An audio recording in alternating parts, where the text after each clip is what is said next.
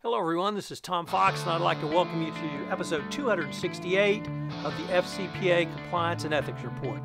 The FCPA Compliance and Ethics Report is sponsored by the Red Flag Group. The Red Flag Group is a business advisory, information services, and technological firm that helps clients manage risk across 4 key risk areas. These 4 risk areas include sales and sales channels, which includes distributors, resellers, and partners, suppliers, customers, and human capital, which of course includes employees and contractors. You can find more information on the Red Flag Group at www.redflaggroup.com. Today I bring back my good friend Richard Lummis for a podcast on leadership lessons from Brexit, or more appropriately, the non-leadership lessons that we have seen over the past several weeks from the UK political class. The lessons are for the business leader and the compliance officer, and unfortunately there's lots of them there. We really had a good time doing this podcast because there's lots to talk about. I'm sure you will enjoy it in the direction we go. This is Tom Fox. I'd like to thank you very much for listening to this episode of the FCPA Compliance and Ethics. It is being recorded in early July of 2016, and one of the items in the news is, of course, the Brexit vote, in which England has now voted essentially to withdraw from the European Union by a fairly close vote, 51 to 49%. But so Tom, Fox, and I are going to be discussing the issues of leadership that we can draw from the Brexit vote and what led up to it. Well, Richard, thanks. Really privileged and pleased to be back in the studio with you. I think probably you and I could start a whole podcast on the political or historical implications of this, but maybe we'll have to save that one for another day, because I really wanted to focus on the leadership issues and leadership failures around what I have to call the Brexit, being a good Texan. In spite of my wife's consternation at that. Nevertheless, I think there are not only leadership lessons, but more importantly, and for our purposes, leadership lessons for the business professional around this. And if I could maybe split it into leadership lessons from our failures, which we could take lessons from leading up to the vote, and then maybe failures from what we have seen since the vote and what that might mean for businesses operating really in a worldwide market. The first is, and I really was informed by an article in the Financial Times by Andrew Hill entitled Five Failures of Leadership in the Brexit vote. And the first really was a failure of historical leadership of Britain within the within the EU. And I found this interesting because it really focused on what Hill seemed to be focusing on was not only the lack of political will, but the lack of engagement. And for most of my life, England had stood apart from the EU in terms of certainly a political union, but also an economic union, not being admitted to what was in the EEC, I think, back in the 50s. But they really stood apart, and so perhaps it was not surprising that England would not, or Britain would not lead the EU and would stand apart, but that lack of integration seemed to be something that Hill focused on as one of his failures. Well, I think that's true, but I think it's also worth noting that one of the reasons for Britain's lack of engagement with the EEC at the time was that the French were vetoing their membership. So it was not entirely Britain's fault, I don't think. And I'm not sure that, and I think currently both Germany and France feel entitled to be the lead powers in the European Union, and I think that the withdrawal of Britain is in part due to a long tradition of British feeling different from the continental powers. I guess for the business professional, the lesson I would draw from this is I think that I would say you need to be engaged with your company, certainly.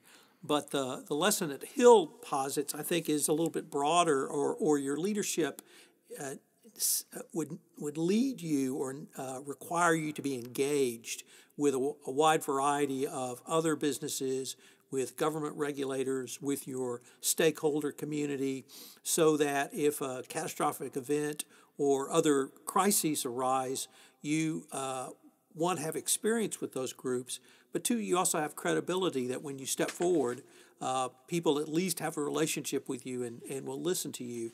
So the business leader certainly must focus on his business, but the business leader needs to focus on a group wider than simply of his company.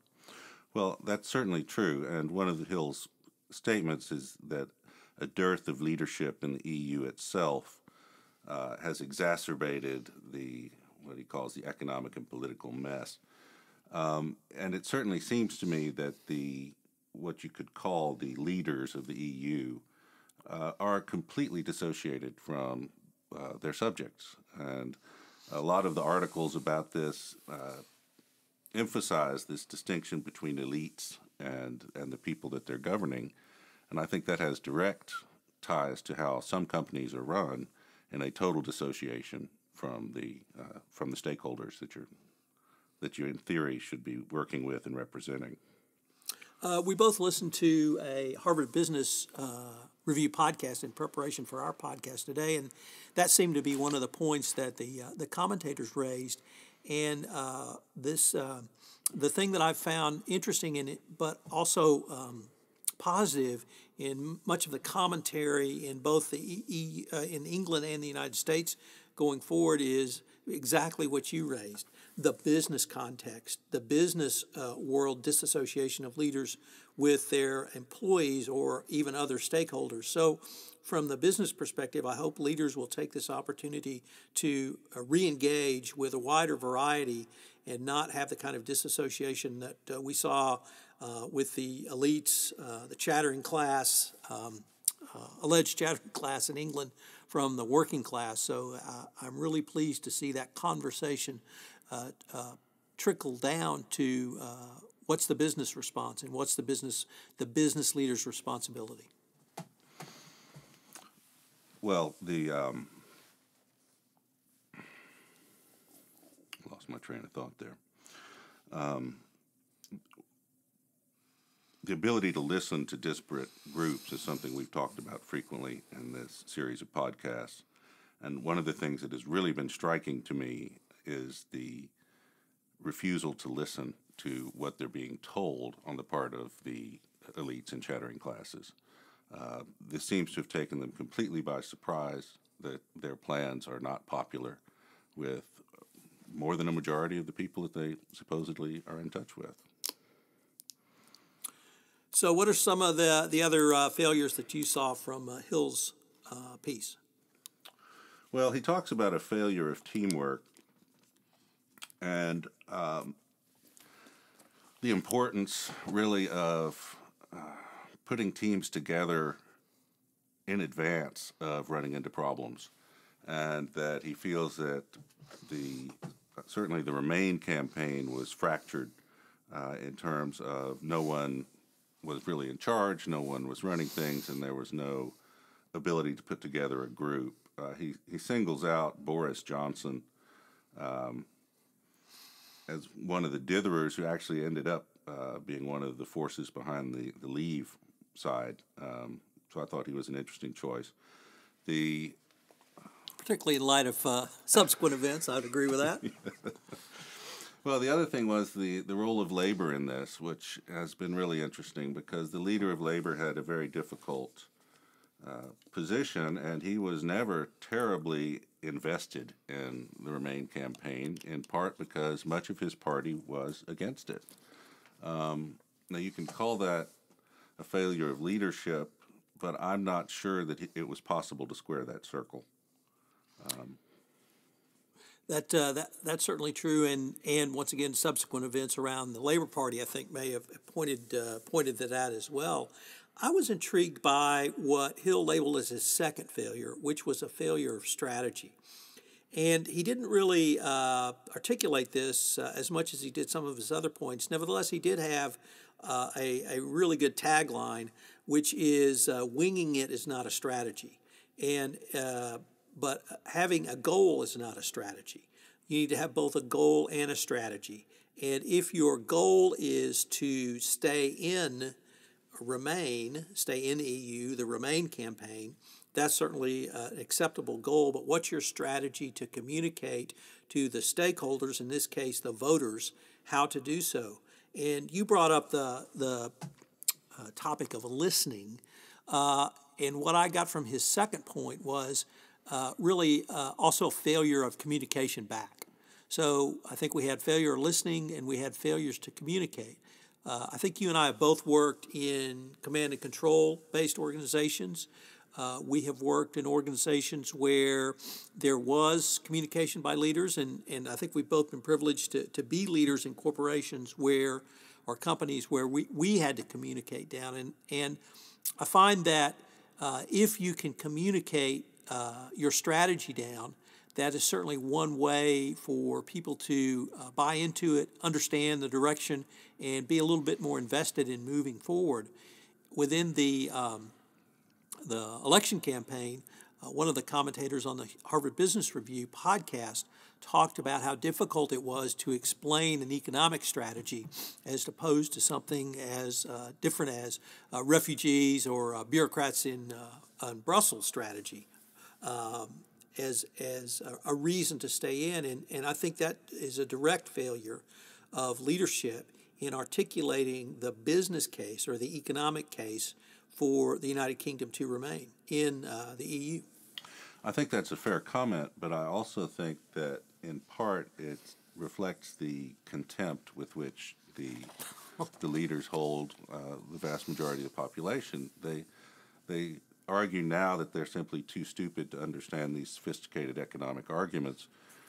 Well, a counter-argument is that they're actually quite sophisticated, and they see what has happened to their local communities with the increase in free immigration and globalization. And the current crisis of Muslim immigrants is really a carry-on of the famous Polish plumbers problem that's been ongoing now for some 25 years.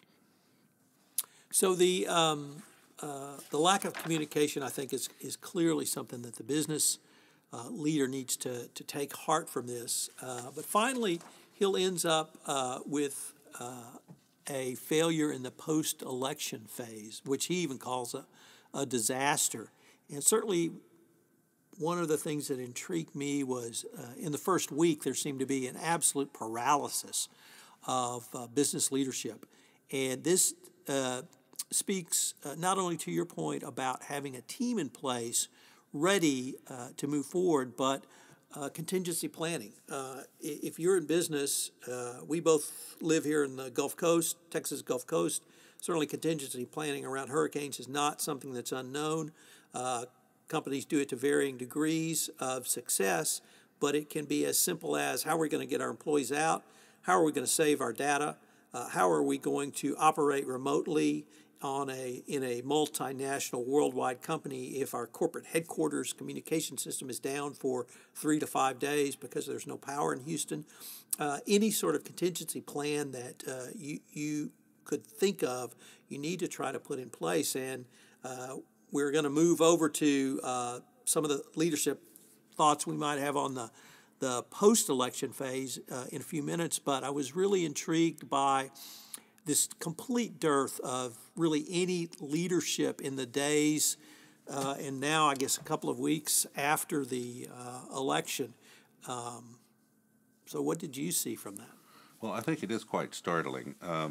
Hill specifically castigates the leaders of the Leave campaign for their failure to actually have a coherent long-term plan to execute the actual departure from the EU, which is a fair point. But one of the things that's been so striking to me is all of the large corporations in London apparently did not consider this as even a possibility. This is not a meteor strike. This was a public vote that was quite close, and yet they do not seem to have considered the possibility that it was going to come out otherwise than what they had hoped it would do. And I think that's a classic failure of ignoring something because it's unpleasant to think about. So I know you've worked in multinational companies and across the globe in companies. Are there any examples that you've had to go through some, not necessarily a crisis planning, but a planning of an untoward event which might take the business or who you're working with in a direction that was unexpected? And I guess I would start by talking simply about something as simple as currency and leveraging your currency if you're doing a contract in a country which has a wild inflation rate where currency can fluctuate, how you might hedge your currency. I mean, I think that's incumbent of companies to do all the time. Well, I think it is. Certainly the swings in the pound have been, well, they're regarded as extreme. I think if you look at the Venezuela situation, it might put it in a little better context. Well, why not just go back to the 20s of Germany hyperinflation if you're going to do that? Well, we may be headed there in some cases, but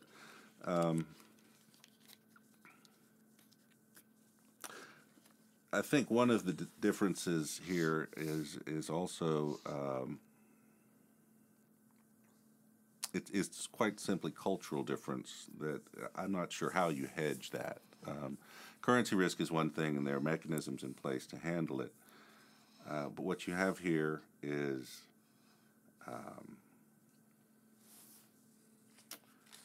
well, it's a disconnect between those who believe in technocratic solutions and those who have a faith in traditional systems. And I'm not sure how you bridge that, frankly. Well, then, if I could maybe summarize the sort of 5 lessons that I took away from Hill's article. First was a failure of historic leadership by British leaders within the EU, and I would say for the business leader that you need to have leadership beyond simply your company.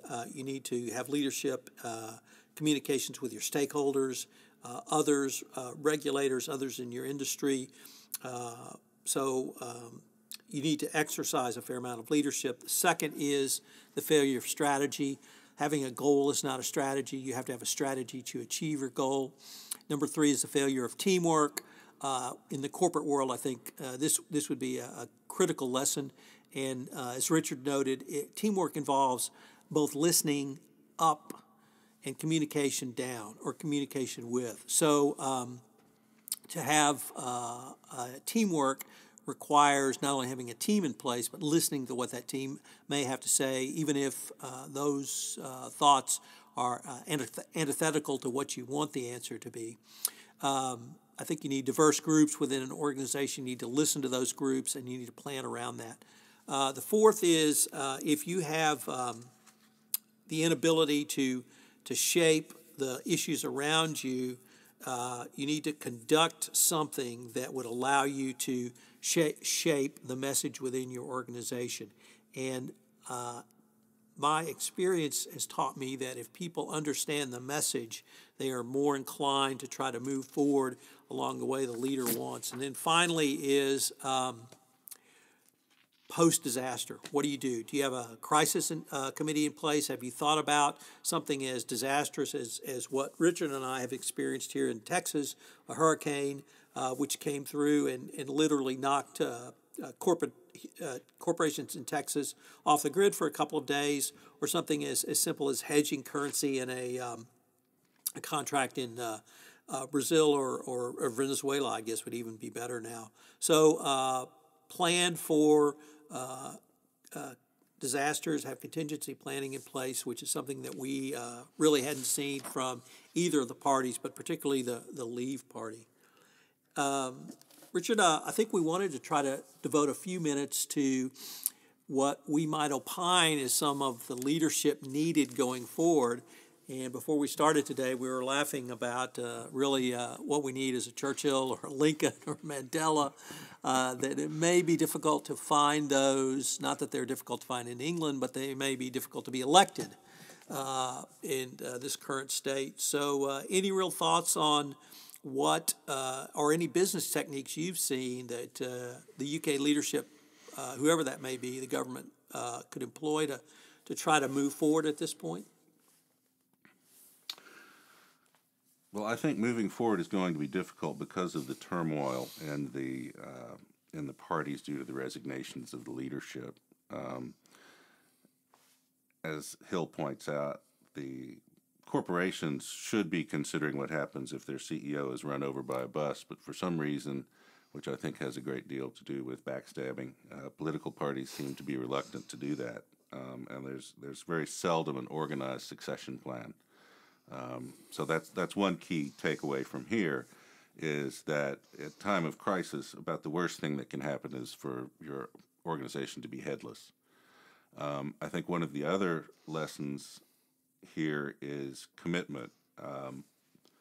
Jeremy Corbyn of the Labour Party was, as I've mentioned before, is a reluctant convert to the Remain.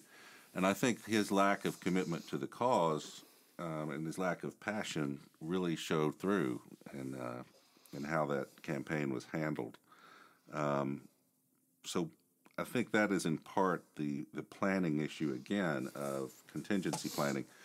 If you're not totally taken aback by what happens, then it's more likely that you're going to have a clear path forward that you're willing to follow. The issue of how to get people elected in a democracy who are competent and capable is one I don't think the modern democracies have fully been able to deal with. Perhaps even the Greek democracy. Perhaps so.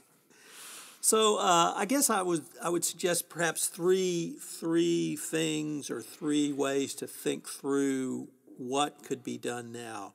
And perhaps you're right, in a democracy it's going to be very difficult to execute these, but within a business, I think you have the opportunity to utilize these. The first one is to think systematically, even if that means taking complexity and breaking complex parts down to manageable bites. And you have to be able to ask the right questions to do that, and you pointed that out, but you have to listen to the answers. So there has to be that two-way communication. Another point raised in yet another article by Hill was, and I had not thought about him for a long time, was Jim Stockdale, a U.S. admiral who was a prisoner of war in Vietnam, and he was coined after him a term called the Stockdale paradox, which really says that for a leader you have to retain the faith that you will prevail regardless of the difficulties, and at the same time you've got to accept the brutal facts of your reality. And for Admiral Stockdale, some listeners may remember him as Ross Perot's vice presidential candidate and his terrible debates. Nevertheless, he came out of the Vietnam War, I think, as a hero because of what he had gone through as a prisoner of war. And he had to confront the reality that he was going to be tortured. He was in what's called a Stockdale moment. Nevertheless, he was able to retain his faith, and even faced with the difficulties of prisoner of war confinement in North Vietnam, was able to persevere. So, perhaps having that level of internal commitment, a Stockdale moment is something that a business leader can take comfort from really moving forward.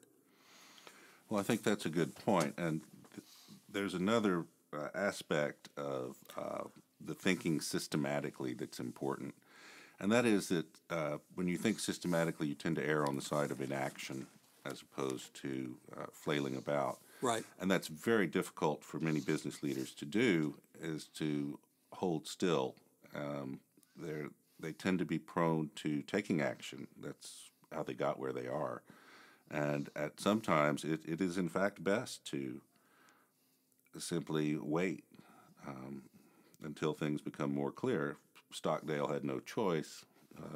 He was a prisoner, but so that I think that's part of accepting the situation that you're faced with, is that sometimes you do not have a good action option, and inaction may be your best choice.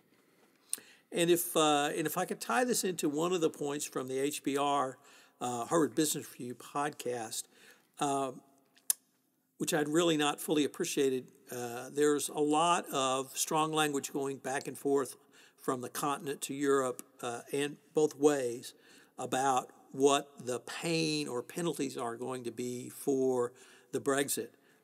And both commentators pointed out that it's really in neither party's interest to inflict pain. And if you have to inflict pain to keep people in your organization, you've in fact already lost. So that Europe still needs England or Britain. Britain still needs Europe. They've been associated geographically for more millenniums than we can probably count. Both parties still will maintain a very close economic and cultural relationship, and even if you have to extricate or exit yourself from a business relationship, the infliction of pain does not necessarily help anyone in the process going forward.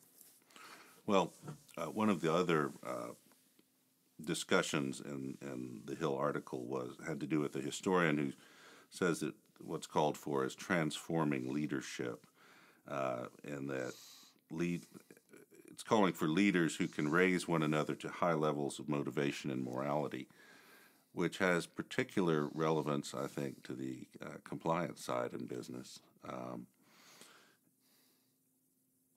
And it does seem to be lacking, especially on the European side at the moment, and they tend to be lashing out and trying to inflict pain rather than appealing to the higher angels of our nature, the better angels of our nature. Well, on that note, I hadn't really thought about the better angels of our nature in a long time, so perhaps we can conclude. This has really been a fun podcast, and we rarely get such topical events from the political sphere that I think we can draw lessons from for the business sphere, and particularly the business leaders that we're trying to Hello, everyone. This is Tom Fox again. I'd like to thank you for listening to this episode of the FCPA Compliance and Ethics Report. I hope you enjoyed it. I certainly enjoyed bringing it to you. I have two requests for you. The first is, if you are listening to this podcast on iTunes, if you would rate this podcast, I would greatly appreciate it. The second thing is, if you have any questions, please email them to me. I'm developing my next mailbag episode and look forward to addressing any questions you might have. This is Tom Fox. I'd like to thank you very much for listening and look forward to continuing the conversation.